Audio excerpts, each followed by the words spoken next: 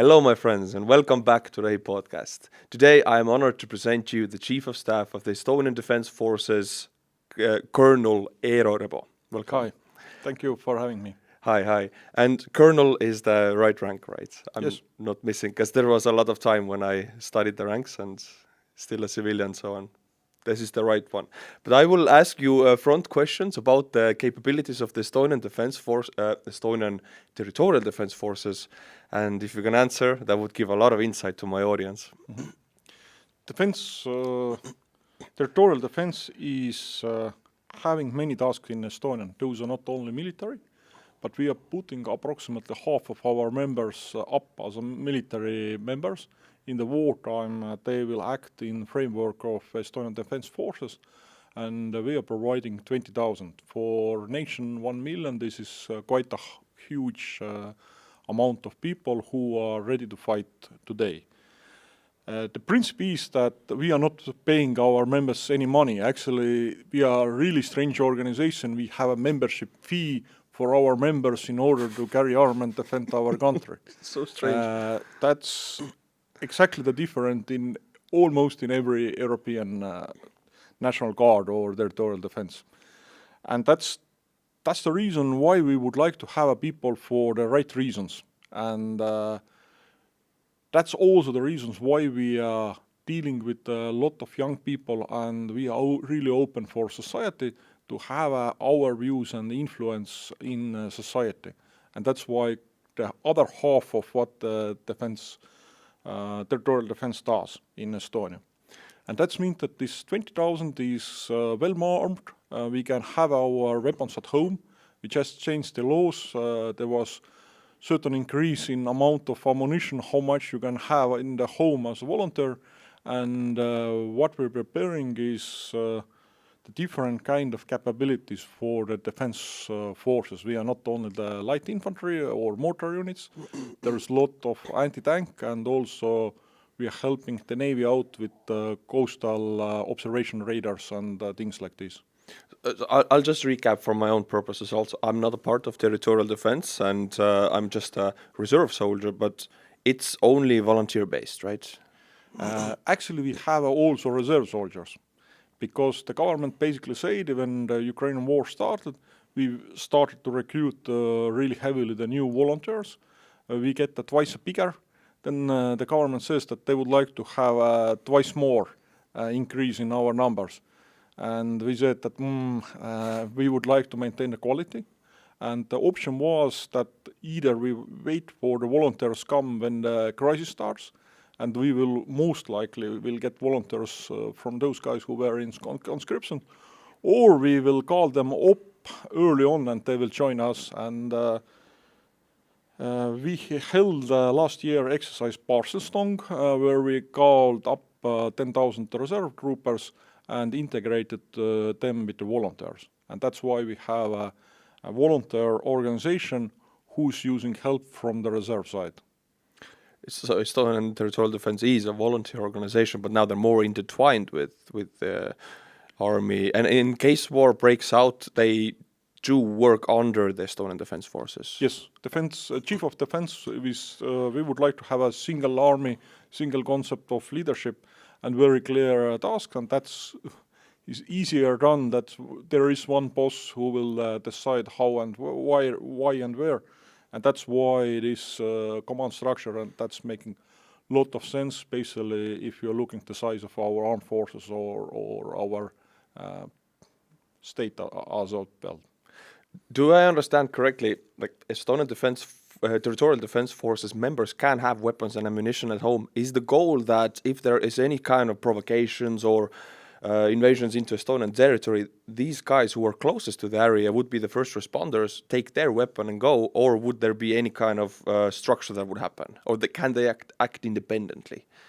We have a daily order number 1. When the first Estonian short REHI Independent Estonia was established, his first order is that if the enemy is over the border, start to shoot and start to resist. And to end this one, you need to have a written order from President of the state. That means that this order is still legally valid, and it's all these things in our readiness is done that we would resist no what matter in any domain, and we will not wait for parliamentary decisions because all the orders are already given. And that's coming up also from our constitution. If you have a strange organization as territorial defense, that's also because we have a constitution where the right to defend is not only obligation but our right, and that's coming from our historical roots. And in Estonia we have a right to defend our country and our people. So if my farm would be, let's say, close to Narva or close to southern Estonia with the border point with Russia, and I would see some suspicious activity, and I'm part of the territorial defense forces, I have my rifle, and I see clearly a Russian tank coming over the border with troops on top, I know what to do then.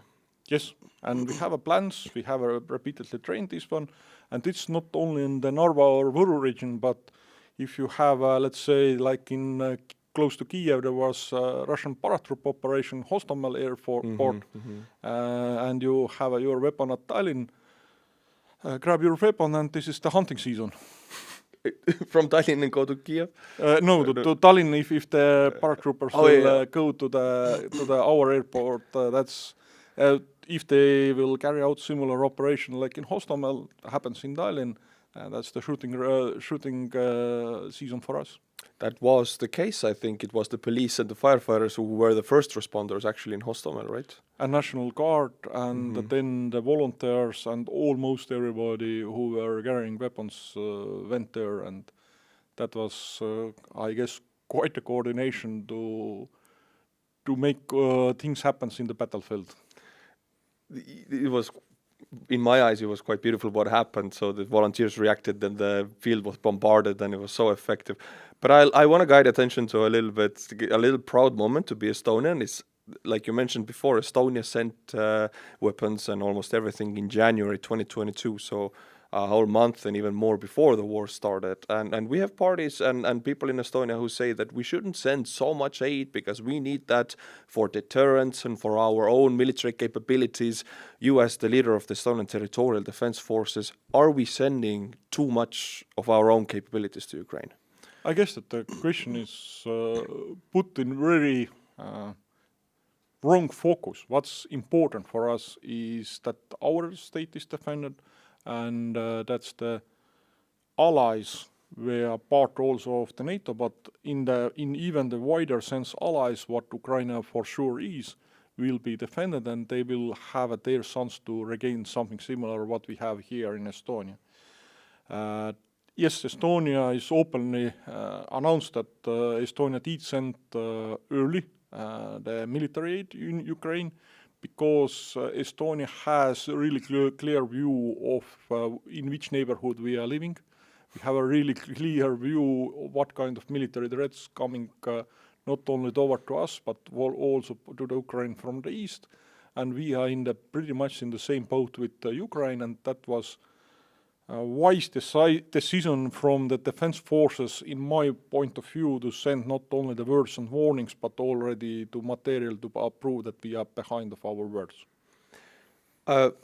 Now, as an Estonian, it's like, I don't want to ask this question, but my viewers ask this because they are, many of them from bigger countries, bigger armies. They just look at the sheer numbers. If there was any kind of invasion of Russian forces to Estonian, we have 20,000 volunteers in the Estonian Territorial Defense Forces. We have a mobilization gap of 100,000 perhaps. How would you comment the difference in the numbers? Let's say we have 300,000 troops behind the border. Is there any kind of difference how we act, of how many troops they have, or we have the same doctrine always? If it comes over, we destroy it. For us, that things need to be keep simple at the rifleman level. That means that if they come, we will start the killing. If they come with a tank, we will have anti-tank weapons. We will put the mines. That's need to be really simple and really straightforward. If you're talking about the national strategy or military operational art, that's for sure there, and we are looking for our capability advancing toward strike and the deep battles and what we can do in the maritime domain, putting pretty much capable at one point closing the Gulf of Finland with the sea mines and new Israeli anti-ship rockets, what's already in here in Estonia, and we are integrating those one, and also looking what kind of NATO capabilities and allied capabilities can be brought to the Estonia and how will be they integrated with our battle plans. And our battle plans integrated to the NATO bigger plans, and this is ongoing, and this is the really art and science of the warfare, what's going on to make those things early on and prepare for conflict in the future. There is a NATO division being created in the Baltics. There is even more. There is Estonian division in Estonia, where the defense forces have a division who's responsible for the land operation. And we have a NATO core size units that's multi-division covering the Baltics. Latvia has a division what is consisted not only the Latvians, but there is heavily contributed by the Danes. Actually, the Danes established the division, and Latvians are heavily using this framework in order to build up their land force capabilities. Where does the Estonian Territorial Defence Forces volunteers in their, let's say then, tens of thousands fit into that Estonian division? They will provide maneuver units. We have 2 brigades, one and second one. The second one, I guess, is more familiar to the Artur. Yes. And the 4 military regions what we have in Estonia, and who are, I would say, to put just for the to the framework, those are pretty much as a regimental size units. They do not have their own organic artillery, this is under divisional command, but they do have a really proper light infantry and well-trained and equipped forces under them.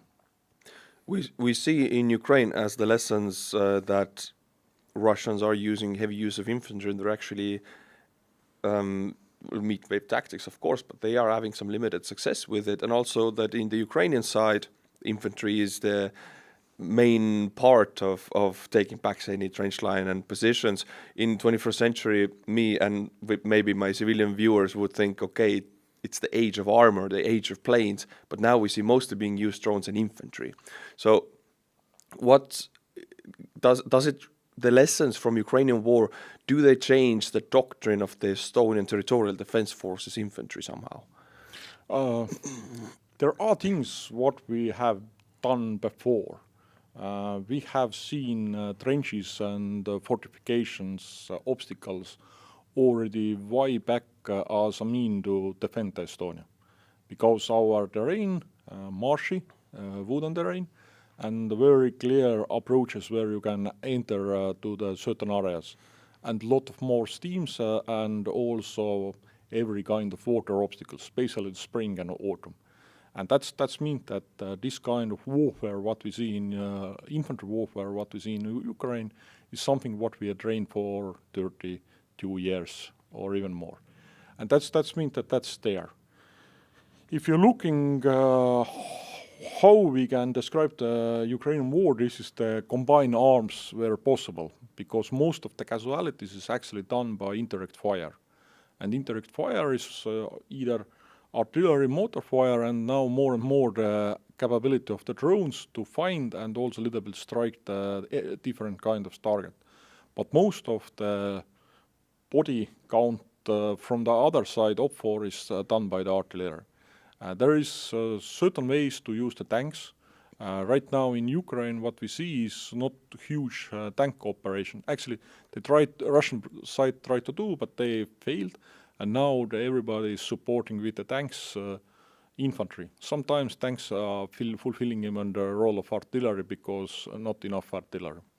So in Estonia we have these choke points, and they go back way to Second World War. Even Sinimäed or the Blue Mountains, where the Germans with Estonians held back a huge onslaught of the Soviet infantry. These choke points are still the same in Estonia, aren't they? They're a little bit changed because we are getting more prosperous. The economy of forestry is better, and a lot of more roads are done. We cannot hold the historical maps and say that our job is done. That's the tactics. Let's go to party. That's not the case. You need to look what kind of tactics, what will enemy do, and how your capabilities are developed. And what we have, there is a lot of difference what we have historically. And I will point out that not only the Second World War, but in our independence war, and you will find that pretty much the same battlefields you mentioned in Blue Mountain, Sinimäed, there is a Swedish wall. That means that in the Northern War in 18th century, they fight in the very same area. That means that those battlefields, because our terrain is pretty much there, but you using different kind of tactics, more dispersed, you will have a longer range to the anti-tank weapons than they had historically. And our, let's say, in territorial defense is using Spike SRs. Those are 2,000 meter capability for the platoon and company level. That's pretty good one for anti-tank capability. The brigades have even longer range systems. Does territorial defense forces have a doctrine of laying mines on as a deterrence even? Not only if we would see any clusters of Russian infantry or armor being put on our border, would there be an activation in the territorial defense forces? Okay, let's put a barrier of mines on the border. Do we have a mines? Yes, we have as Estonia, we have a member of the agreement that we will not use anti-personnel mines. Mm-hmm. But we are happy to have anti-tank mines, and if they can do the job or stop the enemy armor, that's exactly the way. And what we're trying to do is not only using the mines and hoping that they do the job, but we are putting the mines and then covering them with not only with observation, but also with our anti-tank weapons. And we have those earlier mentioned Spike SRs. At the squad level, there is Carl Gustav, was probably the best bang for buck, and is still penetrating and will. If you see the Ukraine, they are showing really good resources over there, results. So it is basic infantry tactics, of course, but I'll go over for the viewer again. So there's the minefield, there's the overlooking positions, and I understand these positions in Estonia, are they fortified? They are heavily fortified, and we are teaching more people that they need to also have a cover, because we were talking that artillery and mortars making 70 to 80% of the casualties. That means that you need to reduce, and that's only if you're putting hard cover on your infantry, and of course wearing the proper infantry weaponry and the protection, and then you will have a great weapon systems. And that's all need to be bring together in our training. In this is only news, of course. I read today's news that Poland is now commencing digging actual defensive trenches and anti-tank ditches on the Belarusian border. I mean, this is the European Union and NATO territory that will have actual trenches, not for training, but for deterrence of the enemy. This hasn't happened for almost 8 decades. Does Estonia have any kind of these plans to actually physically build some blockades or barriers? There is at the Ministry of Defense level agreement between the Estonia, Latvia and Lithuania. We are pretty much in the same operational space, and that doesn't make any point if in our side of the border is pretty much the defensive wall, and that not in the Latvia. And all those 3 countries agreed that they will create something what's called Baltic Wall. And in the Baltic Wall, that's already discussion with the landowners to get put the bunkers during the peacetime there. You do not need all the trenches and then keep them clear. To dig the trench is a really quick one, but you have a artillery-proof or bomb-proof shelter and bunkers. That's the issue, and that's what's ongoing. And then you need to have a huge amount of material in order to put up different kind of obstacles. And this is already, at least in some part, procured and ready. And that means that if you're looking our exercises, we have a lot of barbed wires and elements from concrete what's established in the roads and making some worries for the drivers, but still we need to train. I'm very glad to hear this.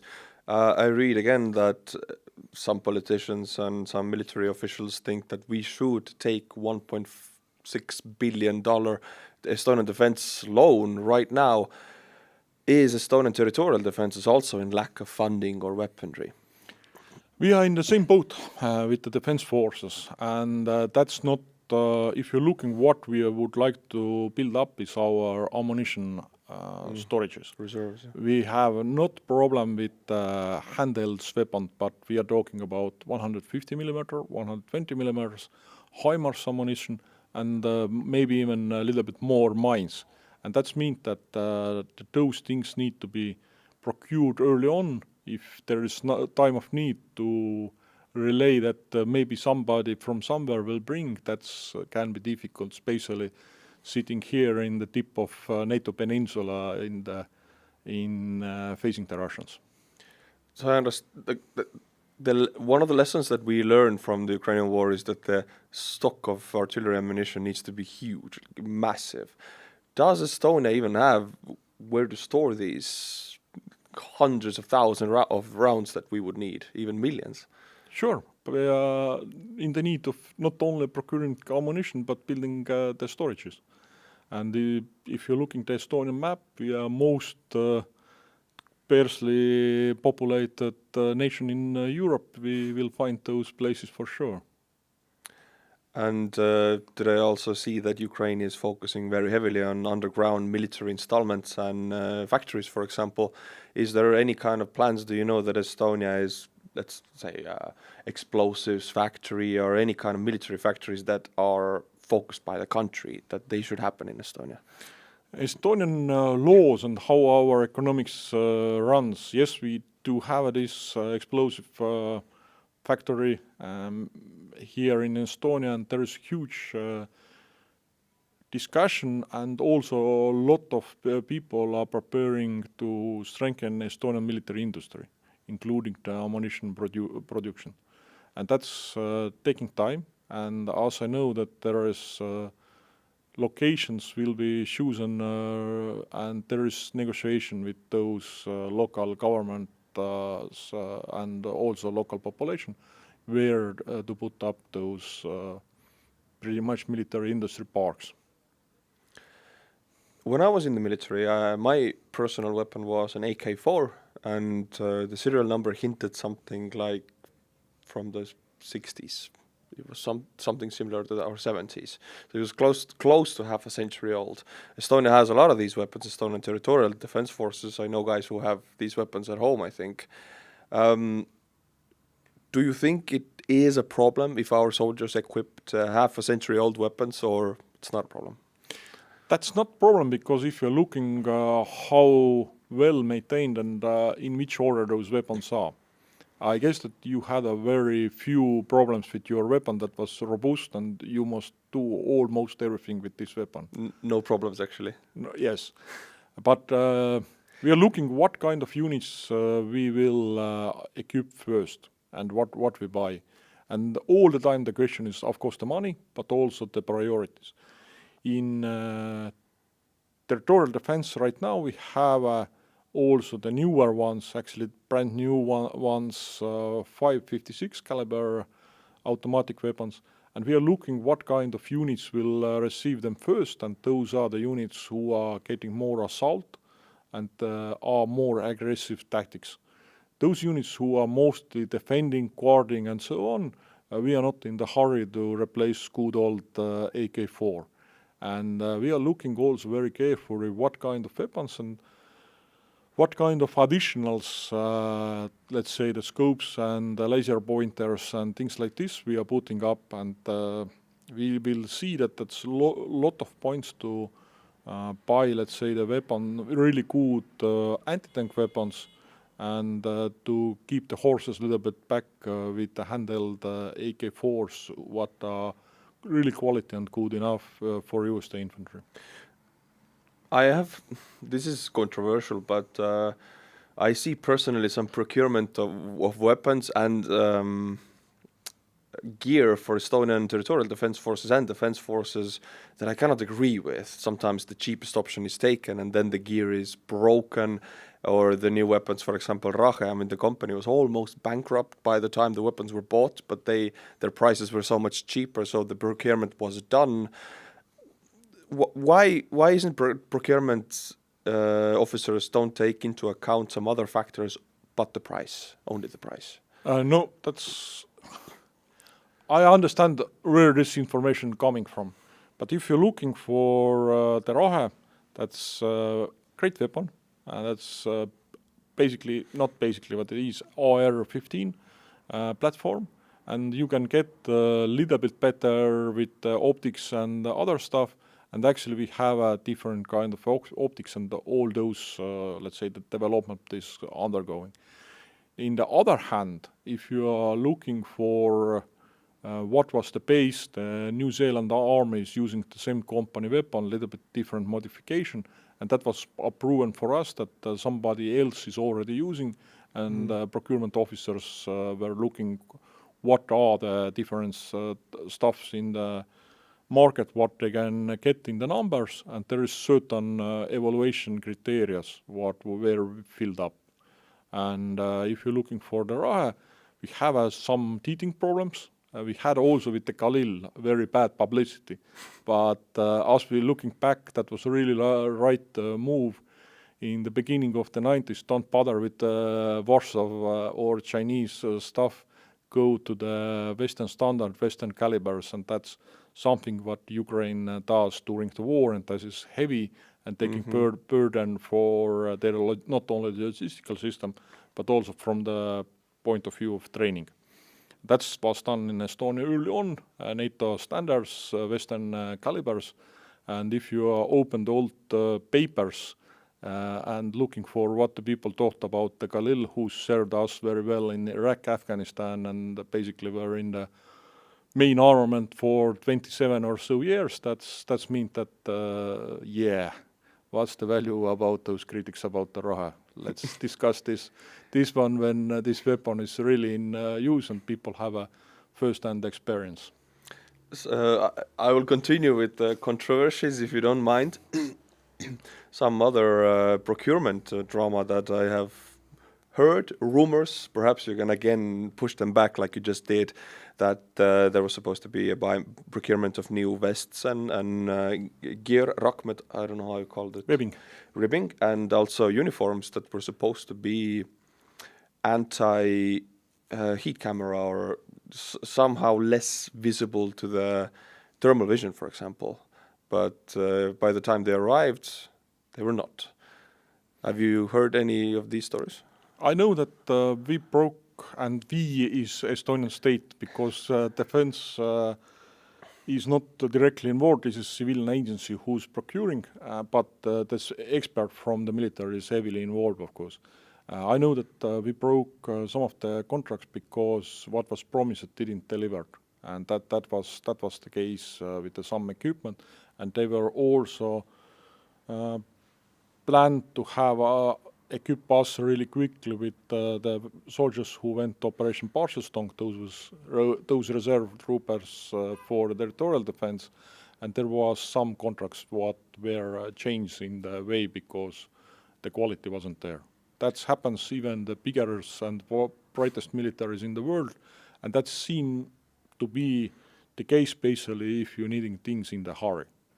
And that was exactly the case, and now we can say that all the defense forces and territorial defense members are having similar uniforms like I do, not running around in some old ones.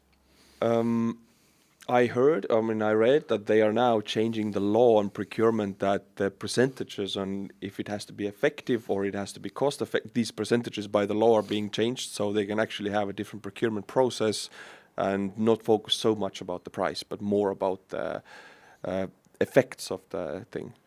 I guess that's in somehow that has been all the way at least in the military procurement, but that's really hard to establish some criteria. you really need to have a different kind of experts, and sometimes the criteria is also the time when you can get. Like we see in Ukraine, that's great if you can make a deal, but if the delivery time is 5 years, that's not good enough, and you will look additional provider who can bring the stuff earlier on. And with our security situation right now, this is huge part is when you can deliver, not only the promise, but when do I have the things at my hand. That actually answers that question a little bit, yes. Now I will ask a very random question that is also based on rumors like most of my questions, but is it true that at some point Estonia pressed thousands of Makarov pistols into a cube because they were old? I don't know about pressing to cube. I know that we were using for sometimes Makarov pistols because we actually did get them from our custom service.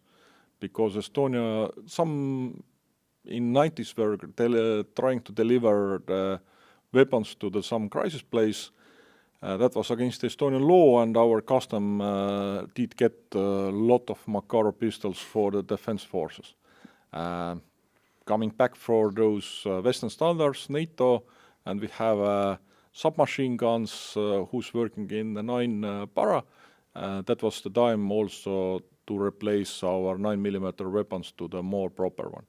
The army mostly using the USB pistols, and for additional needs for the territorial defense, we also bought a couple of thousand Glock 17s.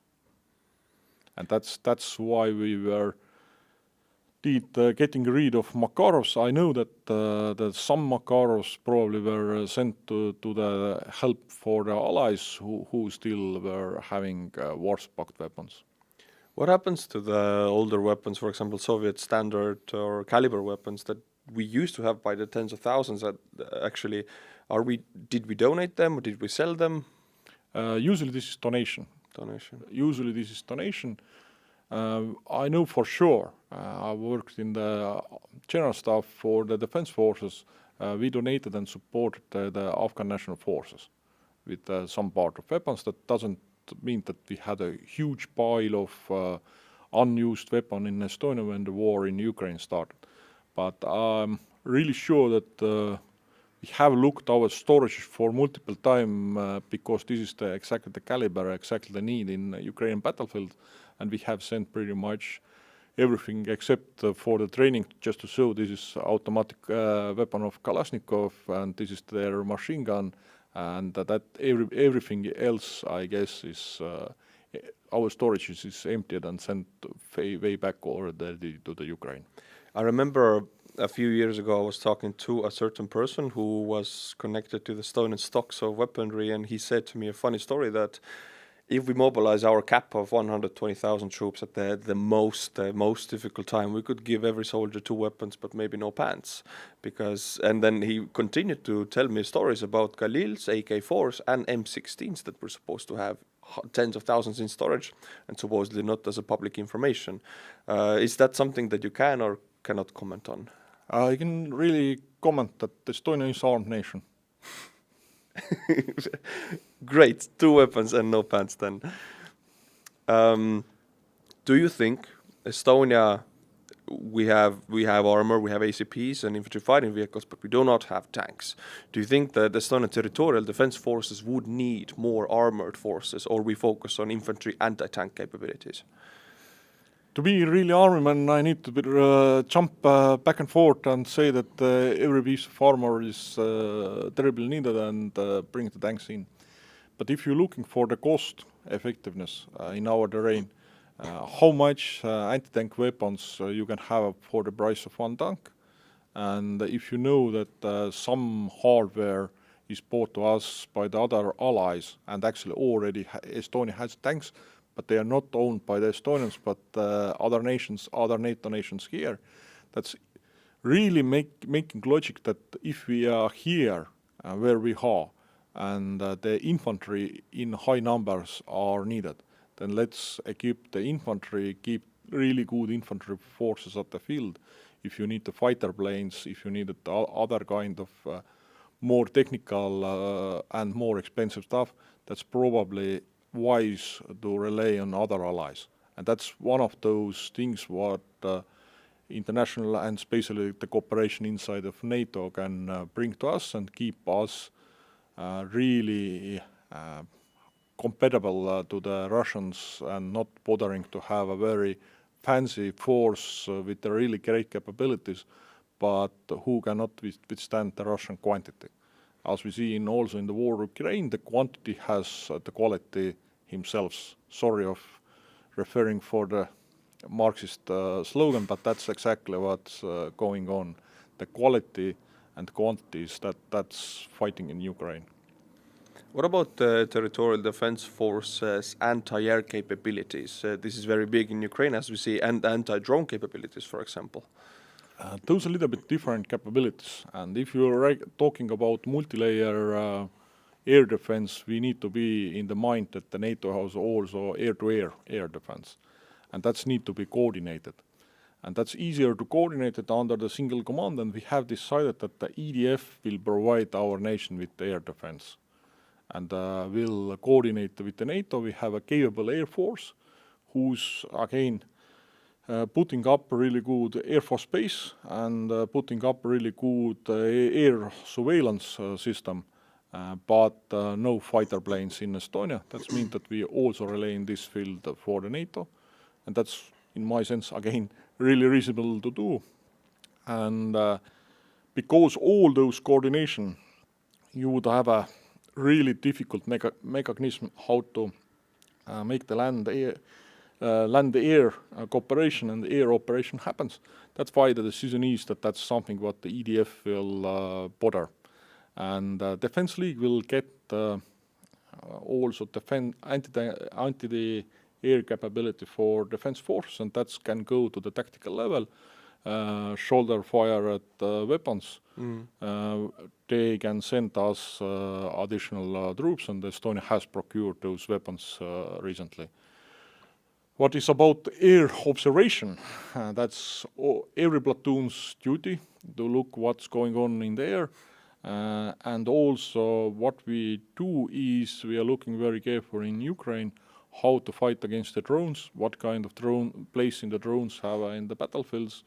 We are running our own tests to look our own materials, looking our own weapon platforms, and building up the capability, let's say, for the machine gun air defense, and this is air defense really against the drones, not against the fighter planes. And we are working for measures how to use the drones in both ways, how to use drones as an offensive weapon, as a weapon for observation, and also how to use drones in order to look our own troops, how they look like from the enemy point of view, and we are looking drones in this capacity as well. I was recently in a meeting which was Estonian territorial defense forces evolving their drone capabilities, kamikaze drone capabilities, and I saw in that meeting that they have the clear focus of building out their own kamikaze drone, which then can be produced in mass and used like in Ukraine. But for example, if any NATO country would make a great kamikaze drone that is cheap and up to price, is there a goal for territorial defense forces to buy the thousands just to the stocks? Mm-hmm. And that will be wiser if we are looking that the NATO and the Russia war will be the long one, and that's wise to have also quantity. And if you're building up something by yourself, you know how to build, how to maintain, and if you think that this is the really important capability, and as it is right now, we are really discussing this one as a capability what's needed to both to the Estonia and keep to the Estonia, not only as a user, but also as a producer, and to have enough quantity. Then that will make sense to produce and have this kind of factory in Estonia. But in Kiev, I was in a drone academy, that's what they called it. It was just a secretive location, but they had trained thousands of Ukrainian FPV pilots. there were simulators and everything, and I tried to fly one. It's so difficult. I couldn't handle. I crashed every drone. So do we also have necessary changes made for the training of, let's say, honestly, hundreds of drone pilots that we will need? Why not thousands? Thousands of drone pilots, tens of... No, you actually need a lot of trained pilots, because if you're looking for the tactical level, and yeah, your primary weapon can be AK-4, but somebody at really tactical level, at least at platoon, need to know how to operate the drones. We in Estonia is in very lucky positions. We have 4 seasons. That means that those 4 seasons have their own tricks and tasks, how you flight something in the air, and that means that the people need to use it. And that means that you have in really tactical level already drones, then you have a higher and ending up those drones what can go for the long distances and hit something to the AA. And that means that that's different level of the training. You need to have a basic training in order to be basically as pilot with those long flying drones. And that's needed not only not only the education, but also you need to operate all the time in the different terrains, in the different weather conditions. And that means that we need to keep up this capability. And for certainly the territorial defense has not only the role, but a really good framework to do that one, because people are volunteers, they have own interest. If you keep them in the organization early on, you can have a lot of drone operators early on. But I have tried as well. This is not land for the old men. Today's kids are more, their fingers are working faster than mine, and they had a certain age over me in this plane. And that means that you need to involve those kids who are really good at computer games or otherwise techni-savvy to operate the drones. And that's the way to go. I'm glad that this is different now, because in 2018, when I was in Buymeacoffee infantry, I was the drone guy. Only because I liked it, and I've flown a drone before, so they put a drone in my hands. It was a DJI, of course, and it was a company drone, the only one. And back then, we have a company drone. We have a very modernized company. But now the situation, as I hear, is so much different. Platoon level drones, and one man in platoon who can operate a drone. I guess that we are going to have if we are working like we do, we are going to have at least squad level drones, because you need to really see what's in other corner. And that's something what the best units in Ukraine will do with the help of volunteers who are contributing monetarily. And that's huge thing to help people to survive in today's battlefield. And that's not only infantry, because if the infantry platoon commander is in heavy fight and nobody's calling for the fire, then 81mm mortar, who's usually summer back, can have their own fire observation and go and find what the heck is going on and what the situation, and they can put up fire against the enemy targets with their own capabilities, not asking the fire coordination from the infantry. And that's the things. And then we are going to those drones who can, kamikaze drones, who can actually attack some armor or even personnel in the battle. Again, in 2008, which is now quite a while ago, and so much changes in the militaries at that time, but I was company communications in the end, and before that I was platoon communication, and I was in the training at least, I was the guy with the certain radio and certain antenna to look at the position and relay the coordinates. I was always thinking, why not use the drone? Just get it, copy, paste, boom, done it. Why does it have to be this 10-minute link of talking back and forth and then firing? But I see now that it's going to the drones, of mortar crews having their own drones, actually. Yes, but you need to have also what are the limitation of the drones today and what they will be tomorrow.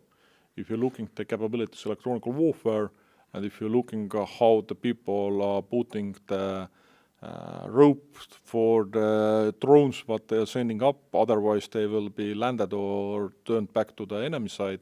That's the deal also in today's. You not you cannot rely only in the one method of providing the targets and the old-fashioned that you will see from your binoculars. And the radio is cool one, but maybe you can use your wired field telephone to say, because you are sitting in the electronic warfare cloud, that will be exactly the case in the future battlefield. And you will not will be brought back 50 years. You will act as somebody from the Battle of Verdun more than 110 years ago. You brought back memories, because I didn't smoke in the military. I held up until the conscripts. I held up until Kevatstorm, the spring storm, and I was company communications. It's -1 degrees and this marshy wet, like you're in this. Everybody sleeping, and company leader tells to me, okay, by morning this 3 kilometers, put the wire down. And with this heavy roll of wire, I haven't slept. I started crying. I really did. And the company leader gave me a cigarette I smoked and allowed me to go to sleep. So for me, this wire is a nightmare. But I see the point that it's you cannot actually push it down with electronic means. So yeah. Yeah, the difference is, are you there, riflemen with your rifles, or riflemen who's supported by the mortar and other units? And the thing is that you need to have really clear communications. If the radios are not working, the wires, and if the wires are not there, then you will be the runner. And I feel that will be even more growing business to go back and forth to give the mortar platoon the good targets. Oh yeah. Yeah. Then we are back to the Napoleonic Wars. And yes. let's say that wires have a still place, because the countermeasure to the drones, and this 2008, when that was really in company level, that was things what we were used to and what we were training for. And that was great, and we also used that Kuperjana battalion, not only the flying drones, but also grand weapons what was supported by the not unmanned platforms. The Milrem robotics drone? Milrem robotics, and they were even in the live firing exercises with machine guns at Kuperjana Battalion Bravo Company. Yeah, I remember seeing that robots roaming around in the battalion. It's really cool for me at that time. At that time, nobody had ever seen anything like it. So, yeah. And Estonia has the capabilities. Is Estonian Territorial Defence Forces also buying any kind of land robots? We do have a couple. You have already? The idea is that's not only to have a technology, but how to connect the technology and the people, how to integrate different kind of capabilities to the forces. And those experiments with the live firing exercise, and was exactly how to put at that time Milrem robotics robots to the battlefield. What can those things change, and how we employ them tactically. And we find out that our tactics can be more aggressive, because no lives are at the stakes. And even with those machine guns, the company in defense or in offensive was more capable because of this aggressiveness when you are not spending the lives, but maybe spending the UGVs or spending a lot of ammunition. It's also possible to use them for the evacuation of wounded from the zero line, yes? Yes, there is different kind of possibilities, but you need to have also different kind of sets what you're putting in. They are not universal weapons for sure. And yes, you can provide the logistics, but then the question is how you are doing in same electronic warfare, or how you are capable they are in the terrain. And if you're looking for the ranges, there is nothing better than the other soldiers to help their brother in arms. We have the anti-tank capabilities of Javelin, and their success percentage in Ukraine is insanely high, but they're also very expensive. For example, if compared with the Ukrainian Stugna, which is also fired with a wire a few tens of meters away, putting the soldier in a safer situation, wouldn't it make sense to buy a similar capability that can be fired? We already had this kind of capability. They were called Mistral. I know Mistral is air defense. We had the fire capabilities also in Kuperjanen battalion, and that was pushed to the company level. And we had a similar direct fire system also from Israel. They were really similar to maybe a little bit more known TAU system in US or in UK use. But there is next generation, and the Javelin is next generation for those ones. And right now we are using Spike SRs and Spike long range. This is also giving the capability to shoot and lead them from as artillery, basically using the other point where you can lead from the long distance the rockets to the tank. I never fired a Javelin. Javelin is shoot and forget, right? You shoot Javelin is shoot and forget. Same with the Spike SR. They are same 2,000 meters produced in Israel and readily accessible for our procurement. And we are operating 2 medium range systems. And for the last question, I will ask a spicy one. How many Javelins compared to Russian tanks? We know they're producing a month, and how many Javelins do we have? That's a really hard question, and that's not important because we have also Spike. We also have a different kind of ammunition, and we have literally a lot of single shot anti-tank weapons. What is 90 millimeters and produced in Spain. We have our Carl Gustavs, and that's widely in Estonian armament. All those can destroy the armor. Then we have Javelins, Spikes mentioned, and then we have really capable allies with their weapons, including the tanks and stuff. Are Estonia ready? Are we burn a lot of enemy armor? Yes. Are we burn them all? Send them away. Let's look. Thank you. That is a great answer. Thank you for finding the time and talking to me.